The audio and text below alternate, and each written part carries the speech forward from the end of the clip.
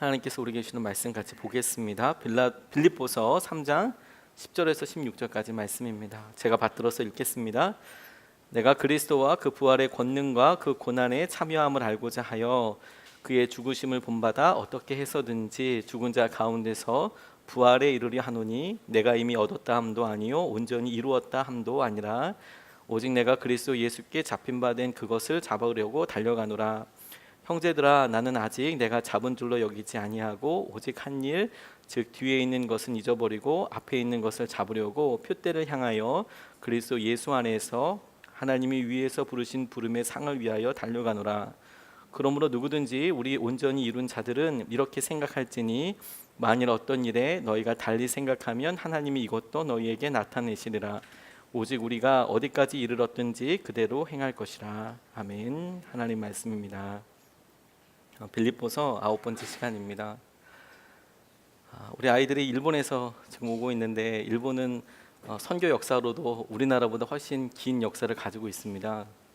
오다 노부나가 시대 때 처음으로 포르투갈 상선과 군함들이 일본에 상륙하게 되고 그때부터 선교 역사가 시작이 되게 되는데, 일본에 있어서 처음에는 굉장히 선교사님들과 다른 외국 사람들에게 호의적이었던 시대가 있었습니다. 그러다가 그들이 화포를 얻게 되기도 하고 자기가 필요한 여러 정보들도 얻게 되기도 하고 그런 상황들과 맞물려서 정치적인 상황이 바뀌게 되자 도요토미 히데요시나 또 도쿠가와 이에야스 시대 때 강력하게 이 기독교를 탄압하게 되는 정치적인 상황이 완전히 변화되게 됩니다. 그리고 말할 수 없는 탄압이 시작되게 되었죠. 우리가 잘 알고 있는 듯이 한 사람씩 성화를 밟도록 하는 거, 이게 일본의 거의 모든 현마다 모든 지방마다 다 진행이 됐고, 지금으로 얘기하면 동사무소에 이름 신고하듯이 모든 사람이 신사에 가서 다 이름을 다 등록을 해라. 이유는 뭐냐면 크리스천들을 잡아내기 위해서. 그렇게 전국적인 박해가 있었습니다. 그렇게 한 250년, 300년이 있다가 최근에 비교적 한 100년 전에 신기한 일 하나가 있었습니다.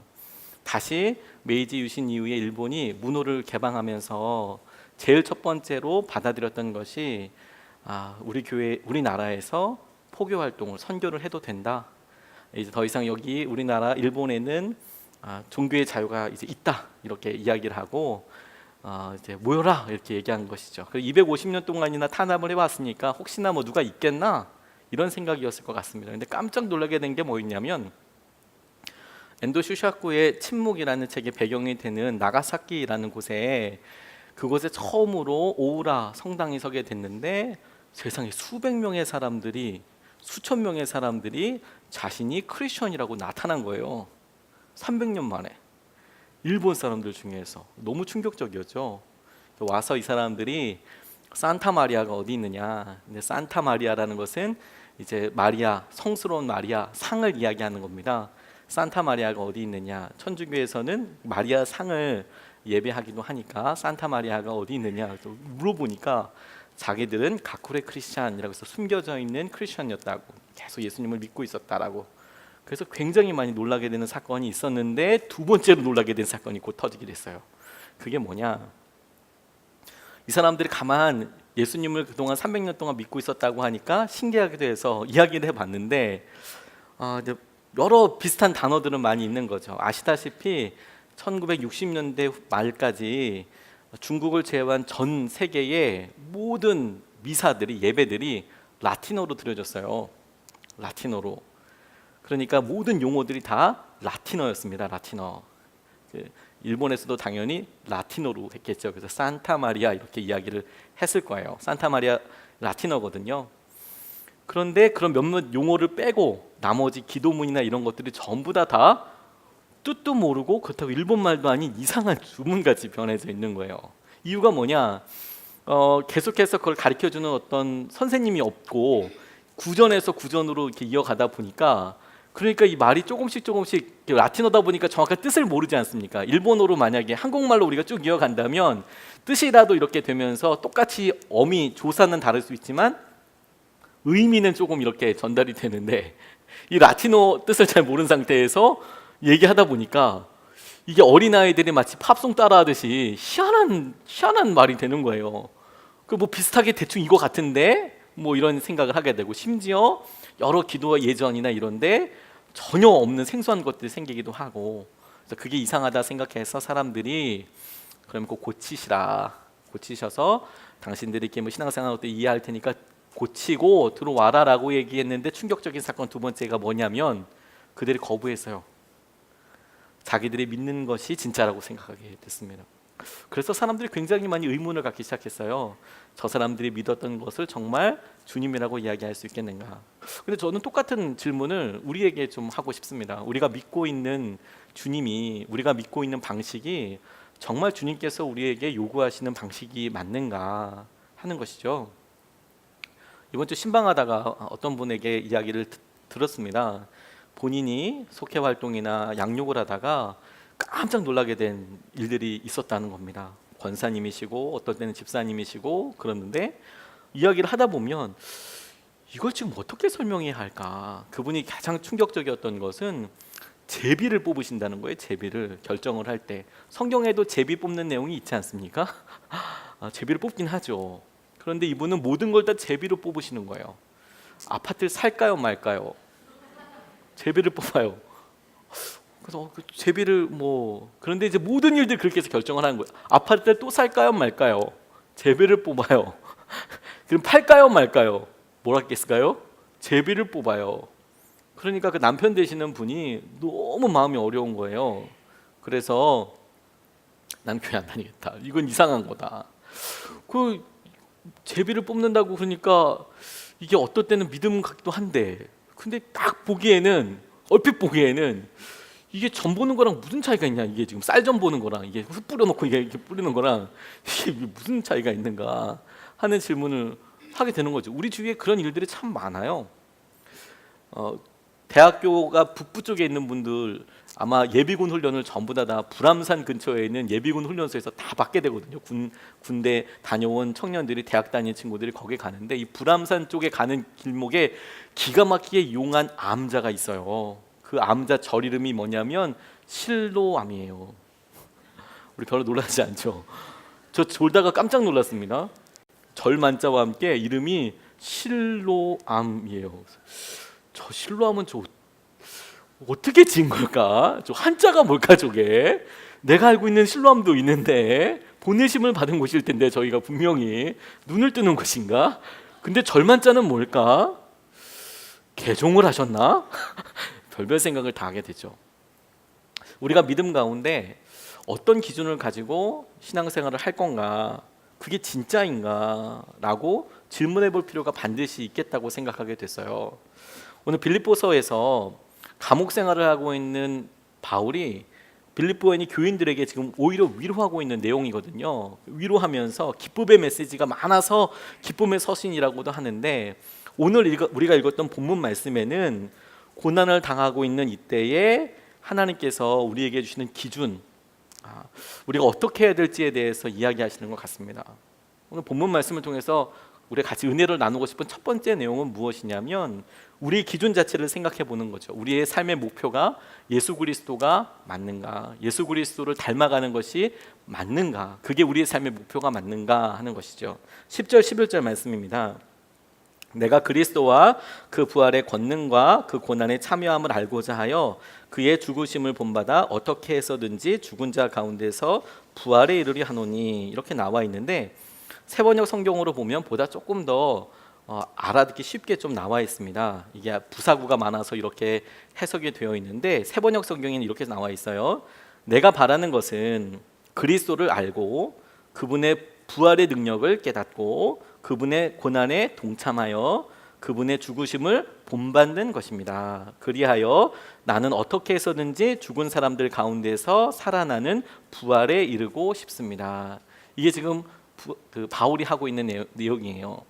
뭐라고 얘기하냐면, 나 그리스도를 알고 싶고 그분의 부활의 능력을 깨닫고 싶고 그분의 고난에 동참해서 죽음을 본받고 싶습니다. 그래서 주님의 부활까지도 보고 싶습니다. 전형적인 예수 그리스도의 삶, 그분의 인격을 내가 보고 배우고 싶습니다. 따라가고 싶습니다 라는 그런 말씀입니다. 바울에게 있어서 빌립보 교회에게 이야기하고 있는 것이 무엇이냐면 내 기준이, 내 모범이 예수님입니다. 이렇게 이야기하고 있는 것이죠.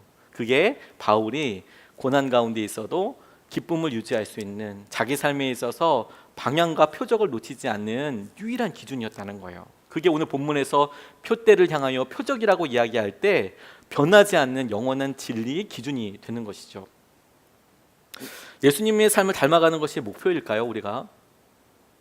저는 이런 중요한 질문을 하게 되는 교수님 한 분을 만나게 됐어요. 김준기 교수님이라는 분인데 학부 때 기독교 윤리학을 가르쳐 주셨던 분입니다. 이분이 하버드를 나오셨어요. 당시, 요즘도 하버드는 뭐 그냥 공부해서 들어갈 수 있는 학교는 아니지만 그래도 그 부모님 세대 때 하버드 들어가는 것은 정말 쉬운 일이 아니었습니다. 정말 수재 뭐 이런 사람들이 하버드 대학을 들어간다, 뭐 아주 그냥 쉽게 뭐 세계에서 제일 좋은 대학, 그러면 사람들 하버드 막 이렇게 얘기하듯이 그럴 때 하버드를 들어가신 거예요.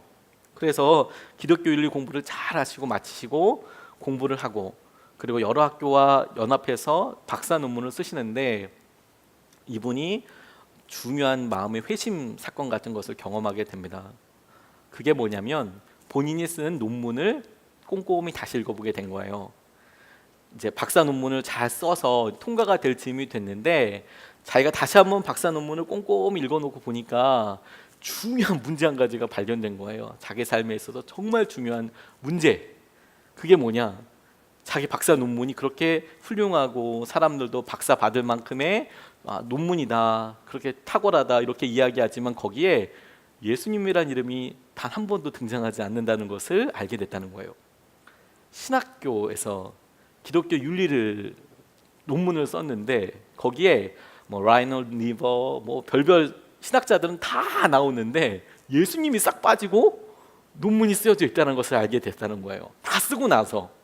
그리고 논문은 잘 통과가 되고 박사도 받고, 그리고 나서 생각을 하게 된 거죠. 이게 무슨 의미가 있는 건가? 처음에 본인이 예수님을 만나서 예수님을 삶의 표본으로 붙잡고 내가 나가겠다고 붙잡고 가고 있는데 어느 순간에 자기의 글과 자기의 생각의 틀 안에는 예수님이 기준이 아니라 예수님을 닮아가는 또 다른 사람들이 다 유형이 돼서 그 사람들이 했던 말만 가득 차 있고 정작에 예수님께서 하셨던 내용이나 예수님의 모습은 이렇게 싹 어느 순간에 빠져 있는 것이죠. 멀리 갈 필요도 없습니다. 일반 성도님들 가운데 교회에 대해서 상처받고 어려워하시는 분들 중에서 많은 분들이 목회자로부터 상처를 받았다라고 이야기를 하실 때에 연약하고 목사님들에게 어떤 분명히 잘못된 부분이 있었을 거라고 생각이 들지만, 그런데 그 한편에는 우리가 교회에서 주님을 정말로 기준을 삼고 붙잡고 살아가고 있는가, 아니면 내게 보이는 사람을 더 의지하고 있는가, 이걸 생각해 볼 필요는 있거든요. 내 믿음이 진짜로 무엇을 향하고 있는가. 신학교에서는 별의별 내용들을 다 알려줍니다. 성경을 읽을 수 있는 여러 방법에 대해서, 원어에 대해서도 알려주고 어떻게 성경을 해석하는지에 대해서도 알려주고, 그러다 보면 사람들의 학문이니까 다양한 해석들을 쫙 알려주거든요. 그걸 열심히 배운 전도사님 한 분이 시골로 목회 가시게 된 거예요. 시골로 목회 가서 할머니들 할아버지들 모셔놓고 몇 분 안 되지만 이제 자기가 신학교에서 배운 내용들을 이제 쏟아내는 겁니다. 공부를 열심히 하셨으니까. 칼바트가 이야기하기를 정통주의 신학에 있어서 신의 존재가, 현존이 나타내는 의미는 막 이런 얘기를 막 해버리는 거예요. 뭐 갑자기 이제 우리 할머니들 권사님들 딥슬립 모드로 바로 근데 사실 거기서는 뭐 칼바트 얘기를 하던 모세 이야기를 하던 바로 딥슬립 모드는 사실 뭐 어떻게든 똑같을 것 같지만 아무튼 그런 자기의 공부했던 여러 일들을 아낌없이 다 쏟아내기 시작했습니다. 에밀 브루너가 이야기하기를 뭐 신화화가 어떻고 막 이야기를 하는데 근데 신기한 거는 권사님들이 끝나고 나서 한결같이 전도사님한테 나오셔서 말씀에 은혜 받았다고 얘기하신대요. 그러니까 무슨 얘기를 하셔도 은혜를 받으신 분들이에요, 그분들. 이렇게 받았다고. 근데 정작 본인 안에 이제 갈망이 생기는 거죠. 할 만큼 다 전하고 나니까 칼바르트부터 시작해서 에밀 브루너 얘기를 쭉 다 하고 나서 그렇게 설교는 무진장할 수 있지 않습니까? 날마다 칼바르트 얘기는 할 수 없잖아요. 가끔은 예수님 얘기도 할 수밖에 없지 않겠습니까? 설교를 하루 이틀 하는 게 아니까. 근데 자기 안에 정작 갈망이 있는데 내가 이걸 왜 하고 있을까? 내가 뭐 때문에 하고 있을까? 그런 갈망이 생기더랍니다. 아무한테나 얘기할 수 없는데 자기랑 만나게 된 학교 선배, 근처에서 같이 목회하고 있는 학교 선배랑 이야기할 때 자기 이야기를 이렇게 하게 됐대요. 뭐 하는지 모르겠다고 지금. 근데 그런 이야기를 유심히 듣던 그 선배가 이야기하기를 그 후배에게, 너 과학적으로 네가 기도하면 저 바다의 풍랑이 멈추겠니? 이렇게 물어보더랍니다. 당연히 안 되죠. 과학적으로 이야기한다면, 과학적으로 기도한다고 풍랑이 그치겠습니까? 과학적으로 설명할 수 있겠냐? 그럴 수는 없겠다고 생각하는데, 이성적으로 네가 기도해서 사람들이 병이 낫겠니? 이성적으로는 말이 안 되죠. 말이 안 되죠. 그런데 아예 기도조차 하지 않게 되겠지만 주님을 믿고 따르는 데 있어서 그걸 믿어야 가능하더라. 믿어져서 나아가는 부분들이 있더라. 그래서 성도들이 아프면 당연히 서울에 있는 큰 병원에 가면 도움이 되겠지. 근데 그렇게 할 수 없는 많은 상황과 요건들이 있는데 기도밖에 할 수밖에 없는 그런 상황일 때 네가 정말 기도하면 낫겠다, 하나님 살려주십시오라는 간절함이 있는지, 그리고 그게 진짜 믿음이 아니겠느냐고. 우리가 예수 그리스도를 닮아가고 그분의 삶에 있어서 중요한 것들을 붙잡아 가게 될 때 우리가 자꾸 무엇에 대해서 아는 것으로 이제 만족하는 것에서 시작이 되는 거예요. 그리스도를 알아간다. 그리스도 예수께서 어떤 일을 하시는지 우리가 알았다. 그분에 대해서 어떤 것을 계속 어떤 정보나 그분의 어떤 관련된 사건이나 이런 알아가는 데서 만족을 하죠. 그런데 지금 바울이 우리에게 지시하고 명시하고 있는 것은 뭐냐면, 나는 그분이 우리의 삶에 있어서 어떤 삶을 사셨는지 그분을 알고, 그분의 고난도 알고, 그분의 고난을 진짜 통과해서 같이 죽어서 그분을 부활까지 내가 같이 경험해 보고 싶어. 이게 알다라는 동사로 나와 있지만 실제로 우리에게 더 정확한 표현으로 이야기한다면 그분의 삶을 똑같이 살아서 경험해 보고 싶어 라는 표현이 우리에게 더 이해가 되는 표현이라고 싶어요. 해보지 않으면 잘 몰라요, 여러분. 순종을 안 해보면 그 순종이 어떤 기분인지 모릅니다. 제가 설교학교 이렇게 같이 우리 권사님들, 집사님들과 나누면서 우리 설교자들이 그런 고민들을 많이 이야기해 주세요. 기뻤어요. 설교하는 사람 힘들겠다고 이렇게 이야기하는데 꽃이다 이런 생각이 들었던 게 아니고 그게 얼마나 큰 기쁨인지도 알았으면 좋겠다, 이런 마음이 제게 들었어요. 그러니까 설교단에 서는 것이 부담이긴 한데 그게 얼마나 커다란 누림이 되는지 이거 통과해 본 사람 아니면 모르거든요. 해보지 않은 사람들은. 순종이 두렵다고 그래요. 두렵죠. 근데 해보라고 꼭 말씀을 드려요. 왜? 해본 사람만 이야기할 수 있는 게 있거든요. 해본 사람만. 하나님께 맡겼을 때 하나님께서 어떻게 이끌어 주시고 붙잡아 주시는 것인지를 경험하게 되는 통로가 있게 되는 거거든요. 우리의 삶이 예수 그리스도께서 고난을 통과하셔서, 예수 그리스도를 알고 고난을 통과해서 십자가까지 죽어서 부활의 능력까지 참여할 수 있는 것을 내 삶의 기준으로 삼아야 한다. 제가 예전에 목회할 때 어떤 최장한 말기 집사님을 만난 적이 있어요. 제 평생의 스승님 중에 한 분으로 생각할 만큼 제가 그분에게 참 많은 걸 배웠습니다. 뭐 따로 클래스를 한 게 아니고 마지막 삶에 대해서 가지고 있는 태도를 보고 너무 부끄러울 정도로, 그리고 그분을 위해서 기도할 때마다 참 많이 울었어요. 처음 만나 뵀을 때 이미 이제 췌장암은 급격히 나빠져서, 췌장암이라는 것을 알게 되면 사실 오래 시간이 남지 않거든요. 이분도 그랬습니다. 아주 유능한 한의사였고 대대로 물려오는 그런 한의사였고 본인 빌딩도 있고, 그것도 한약집이 많은 곳에 빌딩이 있고, 이거 굉장히 이거 떼도 모는 데거든요. 빌딩도 있고 그런 분이었는데 갑자기 이제 본인이 췌장암이 걸린 거예요. 그리고 하나님을 그전에는 그냥 겉으로만 하다가 진짜 만나게 된 거예요. 진짜 만나게 된 거예요. 하나님을 알고 하나님께서 당하신, 예수 그리스도를 통하신 고난도 본인이 이제 같이 이제 경험하게 되는 거죠. 자기가 얼마나 연약한지 부족한지, 얼마나 갈망이 되겠습니까, 삶에 대해서. 그리고 예수님을 만나니까 예수님에 대한 내 사명도 있을 텐데 그런 생각도 들지 않겠습니까? 근데 제가 그분과 첫 번째 조우를 했을 때, 만났을 때 그분, 어떤 분이 암 환자분이 저한테 기도를 요청하신다고 그래서 갔는데, 가서 제가 여쭤봤어요. 어떻게 기도해 드릴까요? 여쭤봐도 항상 물어보거든요. 단순히 암 걸렸으니까 암 낫게 해주세요 이게 아니고 어떻게 기도해 드릴까요? 그랬더니 이분이 제게 예배 때마다 주님의 은혜에 충만할 것에 대해서 자기가 얼마나 죄인이고 자기가 얼마나 말할 수 없는 그런 사람인데도 불구하고 저를 불러주셨으니까 저는 병이 낫고 이런 거는 구하지도 않고 예배 때 은혜, 성령의 충만 이런 걸 놓고 기도해 달라고 부탁하시는 거예요. 와, 제가 진짜 깜짝 놀랐습니다. 뭐 이미 병이 좀 널널해진 상태가 아니고 이제 복수가 차오고 정말 얼마 남지 않았는데 그분이 그렇게 이야기하니까 와, 정말 당황스럽더라고요. 기도하는데 성령님께서 진짜 이 기도 받으신다는 그런 마음이 제게 들었어요. 눈물이 많이 나더라고요.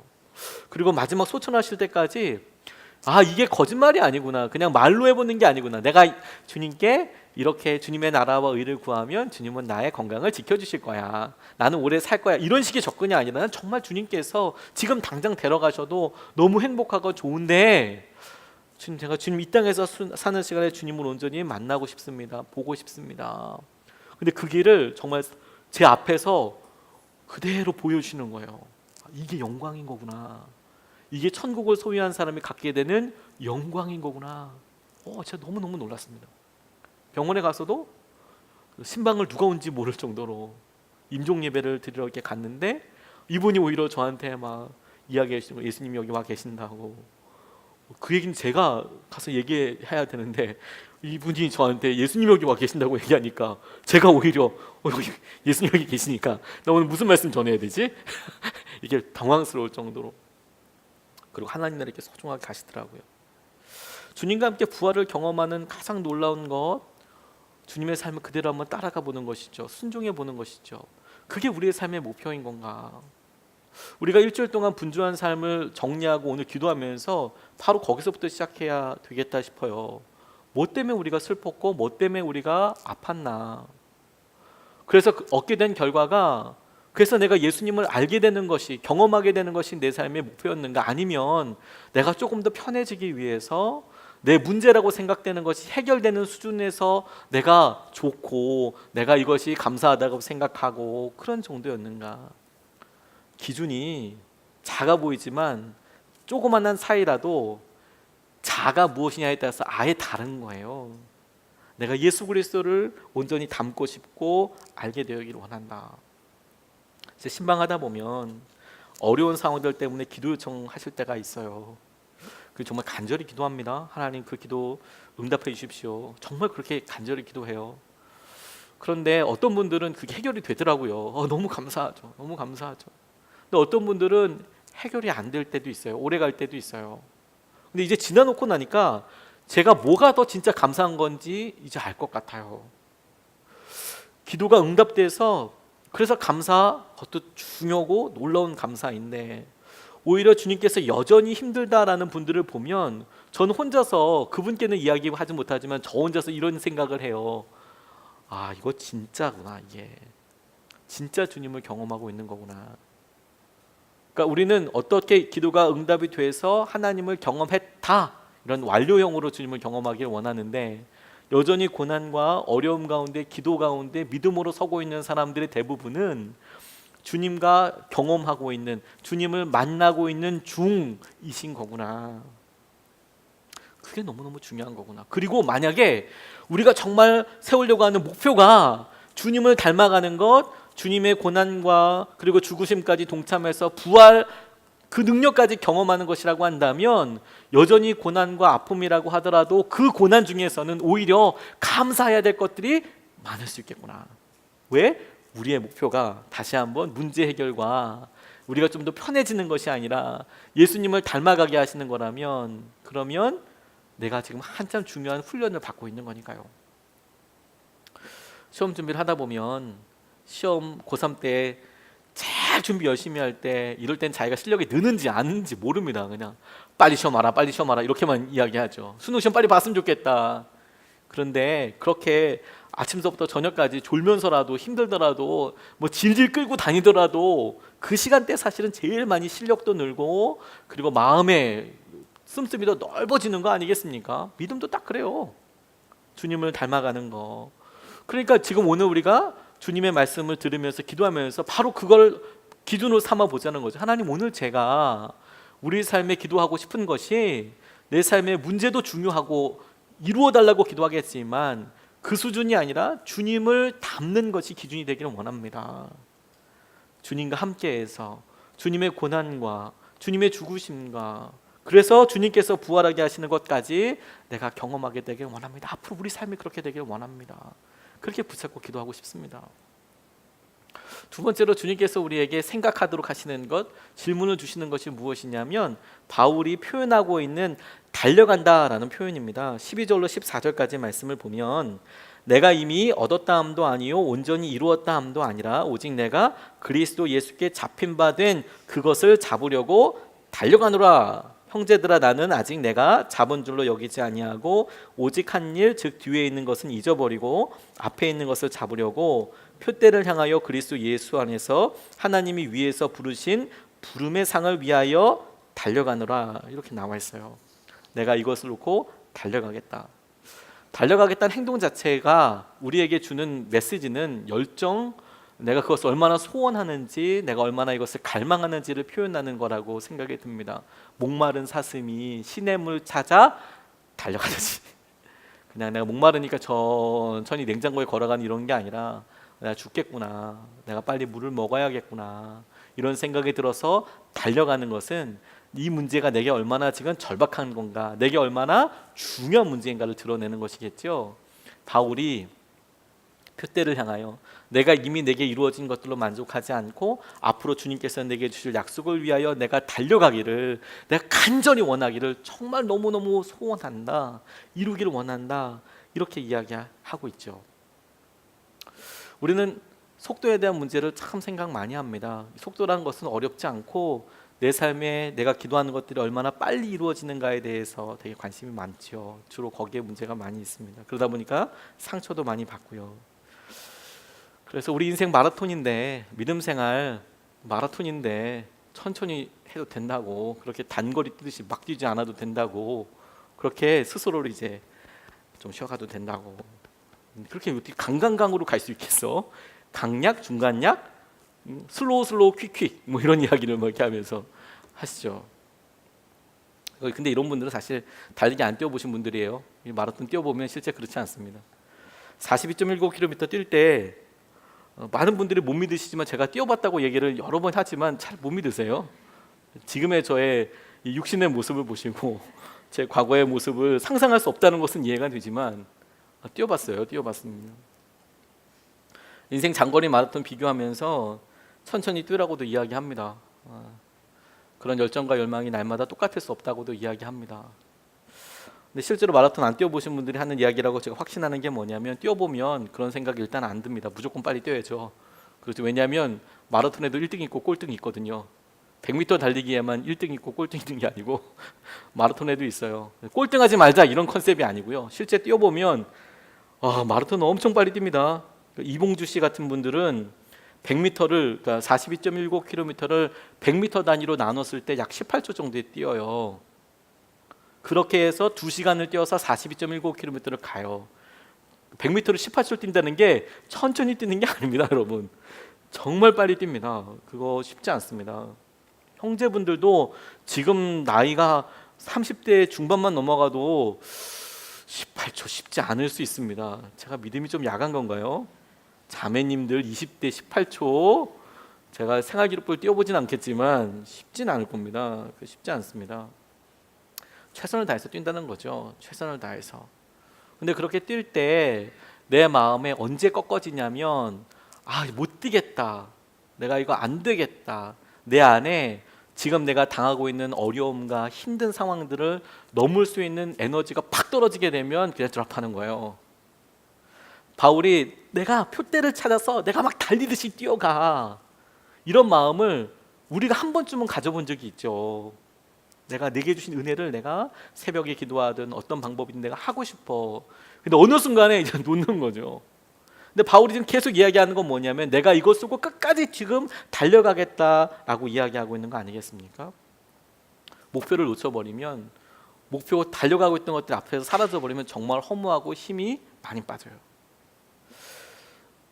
42.19km 뛸 때 제일 어려운 게 뭐냐면 배고픈 거예요. 배고픈 거. 제 경우엔 그랬습니다. 저는 뭐 프로 마라토너가 아니니까 많이 뛰면은 뭐 많이 먹고 뛰면 속이 난리가 나거든요. 이 체력이 그렇게 많이 뛰던 사람이 아니니까 이 탈수 현상이 일어나서 뭐 먹은 거 다 이렇게 막 체외로 배출하는 사건이 일어나게 됩니다. 그럼 굉장히 황망해요. 뭐 휴지도 없고 아무것도 없는데 너무 힘들잖아요. 그래서 안 먹고 뛰어요. 근데 안 먹고 뛰면 한 20km만 넘어가도 너무너무 배가 고파요. 진짜 너무 배가 고파요. 그래서 뭐든 다 집어먹을 수 있을 것 같아요. 근데 돈도 없잖아요. 이 카드 하나가 얼마나 무거운지 모르실 거예요. 이 신용카드 한 장이 주머니에 있다는 것 자체가 얼마나 절망적인지 몰라요. 이 시계 얼마나, 이거 뭐 너무 천금만금보다 진짜 무거워요. 이 시계가. 아, 이거 버리고 싶다 이런 생각이 들 정도로. 그런데 이제 마라톤 코스 뛰다 보면 프로 선수들은 그렇지 않지만 아마추어 선수들은 중간에 먹을 거 놔둡니다. 먹을 거 바나나 놔둬요. 바나나. 그런데 이걸 늦게 가니까 한 사람당 하나씩만 먹어야 되는데 다 배고프잖아요. 5개씩 먹는 사람이 있나 봐요. 제가 갔는데 다 먹은 거 있죠. 전 늦게 갔으니까 제 쓰레기통까지 다 뒤져봤어요. 남은 거라도 있나 싶어가지고 없더라고요. 정말 완전히 다 철저하게 시체를 만들어 놨어요. 이 바나나를. 와, 너무 절망적이에요. 그래도 이길 수 있었어요. 30km 넘어서 열심히 걷다 뛰다 할 수 있는데, 지금도 기억이 나는 게 코스모스가 화려하게 핀 길인데 대로로 한 1km 정도가 이렇게 쫙 전방에 보이는 그런 길이 있었어요. 통일로 가는데 아름답더라고요. 근데 아름다운 거 둘째치고 뛰는 사람은 저 끝까지 언제 가나 이런 생각이 들죠. 저걸 언제 넘어가나, 아직도 저렇게 멀었나 싶은 생각이 절망적으로 들지만, 그래도 너무 감사한 건 저기 앞에 끝에 저는 그 길의 초입이었고 저 한 1km 정도 앞에 조그만 점으로 두 사람이 뛰고 있었어요. 그러니까 희망이 되더라고요. 나 혼자 뛰는 거 아니구나. 어느 순간에 제 옆에 있는 사람들은 다 없어졌거든요. 나 혼자 뛰는 건가 생각을 하는데, 한참 뛰고 있는데 관광버스 한 대가 옆에 섰어요. 그리고 문을 열더니 저한테 아저씨 이렇게 묻더라고요. 아저씨. 처음에 저 부르는 줄 몰랐어요. 제가 어디 봐서 아저씨입니까? 그렇죠? 학생 이렇게 불렀으면 아저씨라고 불러가지고 보니까 그 차장, 그 차장이 아니라 운전하시는 분이 아저씨 계속 뛸 거예요? 이렇게 물어보시는 거예요. 보니까 뒤에 저 뒤에 있는 사람들 전부 다 낙오해가지고 다 버스 타고 있는 거예요. 아, 이런 훌륭한 시스템이 있는 거구나 몰랐죠. 근데 제가 지금 이거 완주 안 하면 다음에 또 뛰어야 되잖아요. 그럴 순 없다. 항상 미친 짓을 시작했을 땐 끝내야 된다. 이걸 무슨 수고 해야 이게 안심이 되는 거지, 아니면 너무 힘들다 이런 생각이 들어서 뛰겠다고 그랬어요. 진짜냐고 물어봐서 진짜냐고, 정말 뛰냐고, 뛰겠다고. 알았어요. 그랬더니 문을 찍 닫더니 쭉 가시는 거예요. 아, 내 유혹을 이겼다. 난 유혹을 이긴 거야. 난 끝까지 뛸 수 있을 거야. 그런데 그 버스가 저기 앞에 있는 두 분한테 이렇게 가는 거예요. 그러더니 문이 열려서 뭐 얘기하겠죠? 근데 이 두 분이 타는 거예요. 아, 절망적이었어요.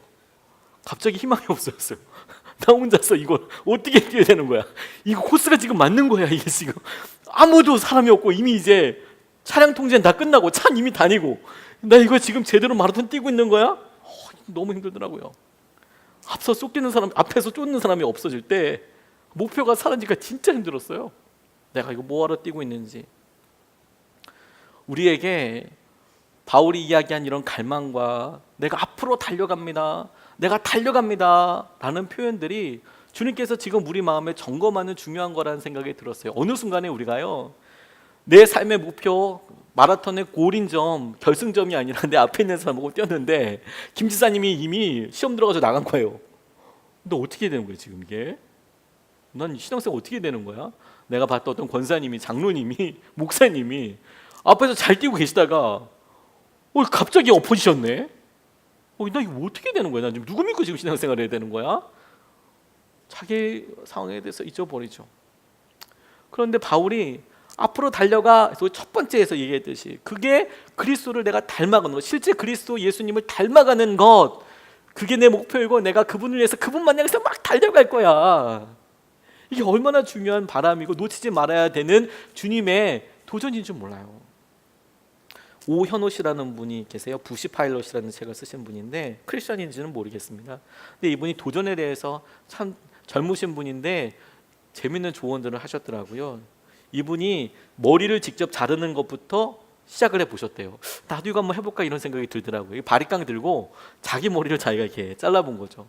그러면 희한해지지 않겠습니까? 거울을 보고 아무리 해도 좌우를 맞추는 것이 이게 쉽지 않을 텐데 빡빡으로 미는 거면 괜찮을 죄송합니다. 머리를 이렇게 다 자르는 건 아닌 거 아니면 이렇게 좌우를 맞추는 게 쉽지가 않을 텐데 근데 그걸 해봤다는 거예요. 그리고 그렇게 자르니까 머리 자르는데 10분도 안 걸리더래요. 일단 기다리는 시간이 없겠죠. 자기 혼자 자르고 나서 보니까 뒷머리는 어떻게든 상관 안 하면 되니까 뭐 남들이 뭐라고 하는데 신경 쓰지 않았대요. 야, 너 머리 이게 삑살이 났어. 그래? 다음에 자르면 되지 뭐. 별로 상관할 게 없잖아요. 근데 그런 마음으로 비행기를 탔답니다. 한 1000번 정도 비행기 운전을 하고 싶어서 탔대요. 그러니까 이제 한 번은 기장님이 빨리 내리라기도 하고 뭐 그러니까 뭐 별별 힘들고 어려운 일들을 이렇게 하게 되더래요. 뭐 이런 게 이제 그분 보통 이제 마음이고 이렇게 트라이를 하던 그런 시도를 해보던 분인데 뜬금없이 이집트 사하라 마라톤 대회를 뛰고 싶어지더랍니다. 참가비가 400만 원이더래요. 돈이 당연히 없죠. 근데 신청하고 나서 내가 이 사하라 이 죽음의 레이스 한 100km 넘는 걸 내가 한번 뛰어봐야지. 그리고 이제 신청을 했는데 신청하고 나서 충격적인 사실을 다 직면하게 된 거죠. 자기가 마라톤을 한 번도 뛰어본 적이 없다는 것을 접수를 하고 나서 이제 안 거죠. 미리 알았으면 참 좋았을 텐데 내가 100km를 뛰어본 적이 없구나. 더군다나 아스팔트 위에서도 뛰어본 적이 없는데 내가 사막에 100km를 뛰겠다. 아, 이거 어떻게 되나 생각이 들었대요. 그런데 이분이 잠재력을 끌어올릴 때 가만 보니까 그렇게 신청하고 나니까 그걸 하게 되더라. 그래서 200%로 정한다. 이분 이야기는. 그리고 150 그러니까 200%를 정하고 나니까 150%를 할 수 있게 되더라. 성공과 실패가 중요한 게 아니라 왜냐하면 처음부터 누구든지 40km 뛸 수 있었던 사람은 없었거든요. 그러니까 아싸레 그거 확 신청하고 해보니까 그게 되든 안 되든 일단은 그건 너무 보통 사람들보다 더 많이 할 수 있더라. 150%는 할 수 있더라. 근데 자기가 이거 하면서 이 사하라를 뛰면서 제일 중요한 거 깨달은 게 뭐냐면 진짜 도전에 가장 큰 적이 있다는 것을 보게 됐대요. 도전의 가장 큰 적은 뭐냐면 경험하지 않는 사람들의 조언, 안 뛰어본 사람들의 조언. 안 돼, 힘들다 너. 인생은 그렇게 녹록하지 않아. 이렇게 이야기하는 사람들. 그렇겠습니까? 예수 그리스도를 닮아가는 데 있어서 앞으로 달려가겠다고 이야기할 때 바울이 어떻게 그런 마음을 계속 유지할 수 있을까라는 생각을 기도하면서 계속 질문해 보게 됐어요. 근데 이유는 딱 한 가지더라고요. 그분이 예수님이기 때문에 그렇죠. 우리 중에 어떤 분들은 마음속으로 예수님을 닮는 게 가능한가? 예수님을 따라가는 게 가능한 삶인가? 이게 도대체 이건 다다를 수 없는 삶이 아닌가? 이게 가능한 거야? 이렇게 묻고 있는데 바울에게 있어서 그게 현실적인 목표이든 비현실적인 목표라고 생각했을지는 모르겠지만 바울의 목표는 뭐냐면 내가 예수 그리스도께서 하셨던 그 길을 고난과 죽음을 통과해서 부활까지도 경험하고 싶다. 내 삶이 지금 어떠함을 떠나서 내가 그거 경험하고 싶다라고 이야기하니까 지금 자기의 모습과 예수 그리스도의 모습에 엄청난 갭이 있을 거 아닙니까? 차이가 있을 거 아닙니까? 내가 그것을 너무 차이 나니까 포기하는 게 아니라 내가 달려갈 거야. 내가 채워볼 거야. 그게 열정의 중요한 비밀이었다는 거예요. 내가 누구를 기준으로 삼고 있는가? 내가 그분을 달려가고 있는가? 그분을 향해서 내가 보고 있는가? 근데 그 일에 애석하게도 그렇게 끝까지 순종해보지 않은 사람들이 조언하는 거예요. 예수님을 닮아보겠다고 목숨 걸어보지 않은 사람들이 그러면 다친다고 이야기하는 거예요. 그리고 의외로 정말 많은 사람들이 그런 말에 넘어가요. 안타깝게도 저는 제 삶을 보면서 완벽하다고 생각하지는 않습니다. 그런데 좋은 멘토 목사님을 만나서 신앙생활과 그리고 사역자로서 다듬어질 때 항상 제 스스로 점검하고 그리고 목사님께서도 제게 점검해 주셨던 게 뭐냐면 너는 네가 전하는 대로 하고 있냐? 넌 해봤냐? 그리고 얘기하는 거냐 지금? 안 해보고 얘기하면 되냐? 라는 질문이었어요. 아주 쉽게 얘기하면 당신이 말하는 것과 목사님이 말하는 것과 그리고 그렇게 하겠다고 이야기하는 것과 실제 당신의 삶이 차이가 있지는 않습니까? 근데 여기는 사실 욕심이 있어요. 왜냐하면 말씀이 이야기하는데 그 말씀에 대해서 해보면 100% 똑같은 결과가 안 나타날 때가 있더라고요. 그걸 어떻게 할까요? 해봤으니까. 안 해본 분들은 이렇게 얘기합니다. 말씀대로 살면 됩니다. 이렇게 얘기해요. 환장하죠. 안 되는데. 안 되는데, 내 삶에서는 안 되는데. 근데 된대요. 왜 나는 안 되지? 이런 생각을 하는 거죠. 근데 해봤나? 그럼 진짜 해봤나? 그러면 그게 정말 되는지 해봤나? 여전히 연약하도 한번 해봤나? 해보니까, 실제 시도해보니까 안 되는데 왜 안 되는지는 알겠어요. 뭐가 두려운지 알겠어요. 뭐가 진짜 힘든지 알겠어요. 어디가 진짜 힘든지 알겠어요. 이거 넘기가 진짜 어려운 거구나. 이거 진짜 넘기가 어려운 거구나. 기준이 명확하니까 내가 실제로 그걸 닮아가기 위해서, 경험하기 위해서 예수님 때문에 내가 한번 그렇게 가보니까, 뛰어가 보니까 그걸 주님께서 행하시는 대로, 은혜대로 알고 내 삶에 그걸 진리로 붙잡게 되더라는 거예요. 그게 앞으로 달려간다, 달려가야 한다, 그렇게 우리가 열정을 가지고 간절함을 가지고 주님 앞에 나아가야 한다라고 이야기할 때 바울이 우리에게 확인하고 점검하고 싶은 거예요. 여러분, 우리 안에 주님을 닮아가고자 하는 열정이 있습니까? 그런데 만약에 없다면 그 대부분은 우리가 예수님을 보고 있지 않고 우리가 다른 사람을 보고, 그리고 이 실험과 이 순종의 결과를 짐작했기 때문입니다. 저는 우리 교회 개척하면서 한 번도 경험해보지 못했던 은혜가 진짜 날마다 이루어지고 있어요. 여러 번 말씀드렸지만 한 번도 경험해보지 못했던 은혜의 맹점은 뭐냐면, 그야말로 한 번도 경험을 해보지 못했기 때문에 뭔지 몰라요. 안 해봤으니까. 저도 사실 몰라요. 한 번도 경험해보지 못했던 은혜를 달라고 기도하는 저 스스로도 이게 은혜일까? 두려움일까? 이런 생각이 들 때가 있어요. 믿음의 실험을 할 때. 근데 이제는 알아요. 그렇게 해서 하나님께서 우리에게 1년이라는 믿음의 실험을 하게 해주시고, 교회가 이렇게 서게 해주시고, 함께 공동체가 모이게 해주시면서 이제는 알아요. 우리가 목표하는 것이 예수님이면, 예수님을 정말 닮아가고 예수님의 교회를 세워가는 것이 우리의 목표라면, 그게 변하지 않는 목표라면, 그분을 위해서 하는 우리의 어떠한 시도도 한 번도 경험해보지 못했는데 은혜가 되고야 말까라는 걸 알아요. 주님이 그렇게 우리를 버리지 않으시거든요. 다만 우리가 달려간 듯하시, 내가 그렇게 달려간다라고 표현할 만큼의 갈망이 있고 내가 실제로 그것을 해보느냐, 아니면 달려가지 마라, 힘들다, 야 이거 먼지 날린다, 그만해라, 너무 나대는 거 아니야 너, 이렇게 계속 이렇게 하지. 내가 정말로 그걸 놓고 뛰어간다, 순종해본다. 하나님께서 놀라운 주의 은혜와 마음을 누리게 해주실 거예요. 저는 천국에 가서 주님과 이야기할 때 주님이 제게 주셨을 많은 가능성에 대해서 상상해 봐요. 내가 할 수 있는 가능성은 뭐가 있었을까? 주님은, 제가 경험한 주님은 정말 재밌는 분이거든요. 그리고 정말 제가 상상했던 영역들을 항상 뛰어넘게 하시는 그런 분이었거든요. 그런데 지금 제가 생각하지 못했던, 한 번도 경험해보지 못했던 은혜라고 이야기할 때 하나님은 제 삶에 얼마나 재밌는 것들을 예비해 놓으셨을까. 근데 제가 한 번도 시도해보지 않았기 때문에, 근처에도 가보지 못하고 이 세상을 접었다면, 이 세상의 마지막을 만나게 되었다면 얼마나 아쉬울까, 얼마나 아쉬울까, 이런 생각이 제게 있어요. 해볼 것 좀 해봐야 되겠다, 시도해봐야겠다, 은혜를 누려봐야겠다, 내가 그리스도를 닮는 일에 있어서 내가 내 주어진 일에서 최소한 한번 달려가 봐야겠다. 하나님이 우리에게 도전하신다, 바울을 통해서 도전하신다, 그렇게 붙잡게 되었습니다.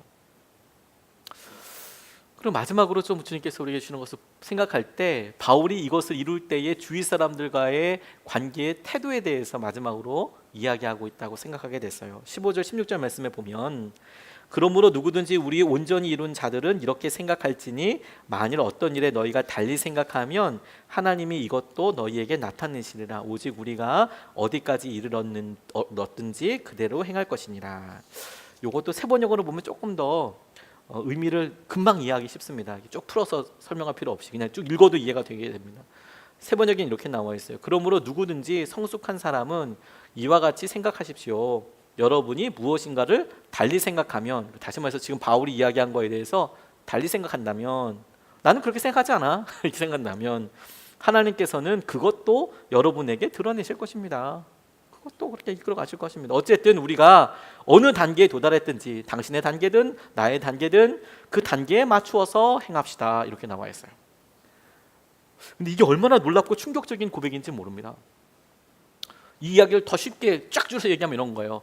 당신 생각도 옳고 내 생각대로 옳습니다. 본질적으로 우리가 예수 그리스도를 따르는 일에, 그리고 예수 그리스도를 닮아가는 그 일에 열심을 가지고 나아간다면 그 수준과 방법과 내용이 다르더라도 그대로 가면 됩니다. 이런 내용이죠. 본질적인 내용이 같다면 교회 안에서 약간의 차이와 이런 것들은 얼마든지 그냥 자기가 처해진 대로 하면 됩니다 라는 표현이에요. 이게 왜 놀랍냐면 이 이야기를 하는 사람이 바울이기 때문에 그래요. 우리가 처음 바울의 모습을 한번, 사울의 모습을 떠올려 보십시오. 사울 안에 의분이 가득했습니다. 나름의 의분이. 이 나름의 의분의 출처는 뭐냐면 하나님을 믿는 자들 가운데 아주 요사한 이단들이 생긴 거예요. 예수를 믿는다는 사람들이 요사한 이단들이 있어서 이것들이 다른 생각을 전한다는 거예요. 그래서 이 사울이라는 청년이 어떻게 했냐면 대제사장을 찾아가서 공식 그런 증명서, 어떤 할 수 있던 퍼미션을 받았어요. 승인서를 받았어요. 잡아다가 가둬도 된다. 의견이 다른 그 사람들 내가 잡아서 다 감옥에다가 갇혀야 된다. 이런 탁월한 열심과 누가 말릴 수도 없는 이런 열정을 갖고 있었던 사람이 사울이었거든요. 그리고 그 실제로 그걸 들고 다메섹까지 갔고 예루살렘에도 실제로 그 사람들이 사울이 그렇게 했기 때문에 사울이 나중에 주님 앞에 돌아와서 회심하고 난 다음에도 사울의 삶을 의심하는 제자들이 많았어요. 그건 뭐냐면 그가 그냥 말로만 그렇게 생각하고 있었던 게 아니고 이미 여러 차례 그렇게 사람들에게 피해를 줬고 그것이 기독교 공동체에 여전히 커다란 위협이 됐고 그래서 그게 많은 기독교 제자들이 알고 있었다라는 전제가 되거든요. 차이 때문에 사람 죽이는 거 괜찮다고 생각했던 사람이에요. 근데 그가 지금 마지막에 뭐라 얘기하냐면 우리의 목표는 예수 그리스도를 닮는 거, 예수 그리스도를 닮는 데 있어서 우리가 각각 열심을 내서 달려가듯이 그분을 쫓아가야 한다. 표대를 내가듯이 가야 된다. 그런데 생각이 좀 다를 수 있다. 과정이 좀 다를 수 있다. 그리스도를 따라가는 것, 그분을 위해서 달려가는 데 다를지라도 각각 자기의 일에서 열심히 하면 된다. 이런 이야기예요. 열심히 하면 된다. 거기 열심히 따라가면 된다. 열심히 많으신 분들이요, 어떤 때는 무관심해 보이는 분들 때문에 속상할 때가 있으시대요. 왜 안 하지? 이런 생각이 드신대요. 근데 더 이상한 건 뭔지 아십니까? 열심히 없으신 분들이, 열심히 조금 있으신 분들이, 많이 있으신 분들도 많이 계신데도 불구하고 열심히 없는 분들을, 자기보다 더 없는 사람들을 보면서 분노하신다는 거예요. 왜 열심히 없지? 이렇게 어떻게 되지 저걸? 그리고 이제 이걸 어떻게 비교할 수 있을까 싶을 정도로 차이를 이게 극복을 못 하세요. 이 방법대로 해야 되는데 왜 안 하는 거야? 왜 안 하는 거야? 막 이제 이거 진짜 어렵거든요. 이게 믿음 생활할 때 다른 사람들 시험 들었다 할 때 보면 꼭 이제 그런 거예요. 왜 내가 하는 것대로 왜 안 하냐? 왜 이거 이렇게 하지 않는 거냐? 남의 교회는 그렇게 하는데 왜 우리 교회는 이렇게 하지 않냐? 뭐 이런 식의 이야기를 하게 되죠. 내 목표가요, 주님을 닮는 거잖아요. 근데 저는 이 본문 말씀을 이렇게 다시 재정의해 봤어요. 바울이 이 이야기를 통해서 빌립보 교인들에게 하고 싶었던 것은 뭐냐면 주님을 닮아가자. 그리고 우리가 표대를 달려가듯이 쫓아가듯이 그렇게 달려가 보자. 그리고 결과는 주님께 좀 맡겨보자. 결과는 너도 그렇게 쓰실 것이고 나도 그렇게 쓰실 것인데 우리가 연합해서 한번 가보자. 차이 때문에 너무 티격태격하지만 그것 자체로 연락에 이렇게 막 열려서 싸우지 말고 그냥 우리가 그렇게 한번 해보자. 열심히 각각 맞춰서. 85세로 세상을 떠난 한국의 슈바이처라는 그 장기려 박사님, 이분이 정월 초오른 날 세배 이렇게 받고 그러는데 애제자, 정말 친한 애제자가 와서 뭐 잠자리도 정돈하고 85세시니까요 세배를 먼저 올렸답니다. 이분이 아시다시피 가족들이 전부 다 첫째 맏아들만 빼고 다 이북에다 남겨두고 오셨잖아요. 그런데 이제 덕담을 세례를 하니까 따뜻한 미소로 이제 제자한테 덕담을 해주시는데 이분이 자기 애제자, 아마도 60이 넘으시지 않았겠습니까? 85세의 애제자면 한 60세의 교수님이겠죠. 의대 교수님. 씨 보면서 웃으시면서 세배하니까 축복으로 뭐라고 얘기했냐면 너 금년에 날 좀 닮아서 살아봐라 이렇게 얘기했대요. 너 이번에 나 좀 닮아서 살아봐라 이렇게 덕담을 해주셨대요. 그랬더니 이 장기려 박사님이랑 이 제자분이 친하셨나 봐요. 이 글에는 재롱삼아 이렇게 썼는데 재롱삼아 60이 넘은 재롱 어떨지 저는 상상이 안 가지만 아이고 선생님 닮아 살면 바보 되게요 이렇게 이야기했대요. 바로 앞에서 선생님 닮으면 내 바보 되게요 그랬더니 이 장기려 박사님이 막 웃으면서 다음과 같이 얘기했답니다. 그렇지 너 그런데 바보 소리 들으면 성공한 거다. 바보로 살기가 얼마나 어려운 줄 아냐? 너 바보로 살기 얼마나 어려운지 아냐? 그리고 이분이 대표적으로 바보처럼 살았던 게 뭐냐면 부산의 보금병원, 그러니까 무료로 여러 사람들을 치료하기 위한 그 병원을 설립하셨어요. 사실 이거 자본주의 세계에서는 말도 안 되는 거거든요. 약값이 얼마나 비싼데 무료로 치유하겠다고 하니까 이게 될까 싶은데 실제로 그 일을 하려고 정말 노력을 많이 하셨어요. 그런데 현실적인 타산이 있으니까 그래도 그 교회에서 그 병원에서 저리로 한다고 하더라도 어떤 돈 안 받을 수는 없겠죠. 월급은 뭐 어떻게 합니까? 혼자서 다 할 수는 없지 않습니까? 하지만 정말 노력을 많이 하는 그런 병원이었어요. 후원도 많이 받고. 근데 하다 안 되면 이분이 환자한테 이렇게 돈이 없어 보이는 환자 알잖아요. 밤에 실 가서 옷 이렇게 갖다 주면서 뒷문 열어놨으니까 빨리 도망가라고. 뒷문 열어놨으니까 빨리 도망가라고. 병원 문 열어놨으니까 얼른 토끼라고 이제 도망가라고 이제 이야기를 한 거예요. 그러면 이제 총무과에서 알면 뭐 난리 나는 거죠. 아, 선생님 또 그러셨냐고. 그러면 안 된다고. 사실 지금 이제 그러면 이제 의사 선생님들 잡혀갑니다. 자기가 자기 월급으로 다 내야 합니다. 그렇죠? 지금은 이제 의료 수가 체계가 그렇게 되어 있지 않지만 당시만 해도 의료 보험도 없던 때고 어렵고 힘든 때였죠. 근데 본인이 보니까 야, 어렵고 힘들어도 내가 월급 안 받으면 되고 이렇게 60년대 70년대 으바사바 이렇게 하고 하면 되더라. 야, 진짜 도망가라. 힘드니까 도망가라. 이게 이분이 할 수 있었던 최선이었던 것 같아요. 그런데 사람들이 그렇게 나가서 자기 믿음의 양심에도 순복하고 그리고 병원도 어떻게든 해보려고 노력을 하고 그 사람도 살고 이게 그때 당시에 그분이 했던 어떤 솔루션이긴 하지만 완전 지혜롭다라고 이야기는 할 수 없지만 각각 자기가 다르지만 자기 형상에서 할 수 있었던 자기 나름의 적용이라는 생각이 되게 들었어요. 그것도 아주 창조적인. 나중에 대부분의 사람들이 병원비 가지고 다 돌아왔답니다. 도망갔던 사람들이. 물론 이제 돈의 형태가 아니라 계란도 들고 오고 닭도 들고 오고 뭐 이런 게 약간 문제가 되긴 했지만 실물 경제를 물물 교환으로 자꾸 하려고 하니까 화폐가 아니라 이게 좀 문제가 되긴 했지만 뭐 그래도 괜찮은. 다른 사람과 함께하는 게 너무 중요해요, 여러분. 베트남전 한창일 때 부상당해서 돌아온 상위 군인들을 위해서 대대적인 위문 공연을 하는데 이 프로그램의 총감독이었던 사람이 미국의 당시에 유명했던 코미디언이던 밥 호프라는 사람을 초대했답니다. 너무 바쁘다고 거기 못 간다고 이야기하는데 아무리 생각해도 당시에 최고 유명했던 밥 호프라는 사람이 오지 않으면 이 자리가 빛나지가 않는 거예요. 그래도 딱 이렇게 너가 왔다 이래야지 이렇게 그런 거 아니겠습니까? 뭐 요즘에 무슨 저희 교회가 만약에 청소년 집회를 한다고 생각해 보세요. 이 자리에 하춘아가 왔다. 어이구 좋겠다 이렇게 하면 누가 좋아하겠어요? 청소년 집회 한 방탄 정도 와줘야 방탄소년단 정도 와줘야 제대로 왔구나. 잠깐 들었다 인사만 하고 가라. 이문으로 나가. 이렇게만 해도 여기 아마 수백 명이 여기 엄청 날 거예요. 이 근처에 아마 도로가 마비될 거예요. 이 근처에. 그렇죠? 방탄소년단 정도 와줘야 합니다. 군대 위문 가려고 그러면 핑크는 요즘 오래전에 됐으니까 누가 가야 될지 모르겠지만 아무튼 그렇습니다. 당시에 바포프가 그런 사람이었던 거예요. 바포프가 그렇게 이야기하다가 막 나가니까 나 그러면 진짜 인사만 하고 내려올 거라고. 내가 이 자리에 딱 인사만 하고 갈 거라고. 그랬더니 그렇게만 해주시라고. 위로한 자니까 진짜 인사만 해주고 가라고. 근데 처음에 5분 정도만 하고 얼굴만 보이고 내려오고 했는데 딱 올라가더니 내려오질 않는 거예요. 당연히 프로그램이 있긴 있지만 이 바포프가 메인이었기 때문에 우리 있어주면 더 좋은 거죠. 그래서 시간대를 하면서 보는데 이 사람이 10분, 15분, 25분 지났는데도 안 내려오더래요. 막 재밌는 재담, 어떤 유머를 막 하기도 하고 막 이렇게 하죠. 40분 동안 공연을 하는데 충격적인 건 내려올 때 울고 있더라는 거예요. 사람도 웃겨놓고 왜 울까요? 그러면 우리나라 속담에 큰일 나는데 울다가 웃으면 큰일 나는데 이 사람은 자기 혼자 막 울고 있는 거예요. 그래서 이유를 물었대. 왜 우냐고.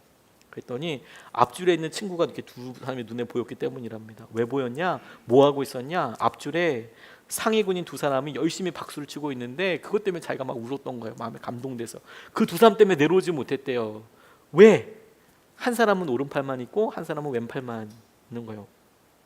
박수 치는데 어떻게 쳤을까요?